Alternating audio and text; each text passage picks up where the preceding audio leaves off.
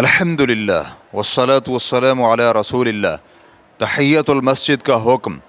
سوال کیا گیا ہے، کیا تحیۃ المسجد واجب ہے؟ الجواب بعون اللہ سبحانہ وتعالی۔ تحیۃ المسجد اکثر علماء کرام کے نزدیک سنت ہے۔ اس پر بعض اہل علم نے اجماع بھی نقل کیا ہے۔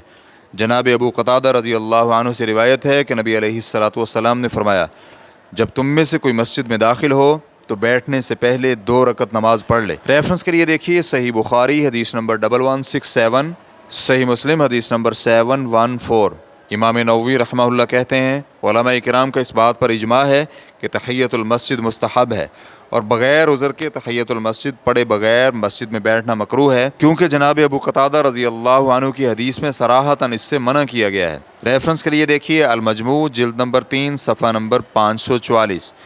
حافظ ابن حجر رحمہ اللہ کہتے ہیں، فتویٰ دینے والے ائمہ کا اس بات پر اتفاق ہے کہ اس حدیث میں حکم ندب یعنی استحباب کے لیے ہے، جبکہ ابن بطال رحمہ اللہ نے علماء ظاہریہ سے تحیۃ المسجد کے واجب ہونے کا موقف نقل کیا ہے۔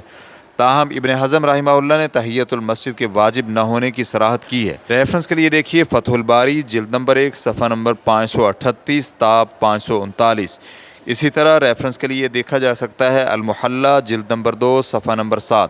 دائمی فتویٰ کمیٹی کی فتاویٰ جلد نمبر 7 صفحہ نمبر 137 میں ہے کہ کسی بھی وقت مسجد میں داخل ہونے والے کے لیے تحیۃ المسجد پڑھنا سنت عمل ہے، کیونکہ نبی علیہ الصلوۃ کا عام فرمان ہے، جب تم میں سے کوئی مسجد میں داخل ہو تو بیٹھنے سے پہلے 2 رکعت نماز ادا کر لے۔ یہ حدیث متفقہ طور پر صحیح ہے۔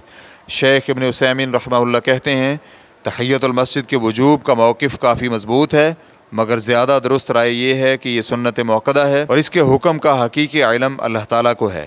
ریفرنس کے لیے دیکھیے مجموع الفتاویٰ جلد نمبر 14 صفحہ نمبر 354۔ واللہ تعالی اعلم۔ اسلام QA ریکارڈنگز مؤسسۃ الشیخ محمد صالح المنجد، المملکۃ العربیۃ السعودیہ، فتویٰ نمبر 181099۔ والسلام علیکم ورحمۃ اللہ وبرکاتہ۔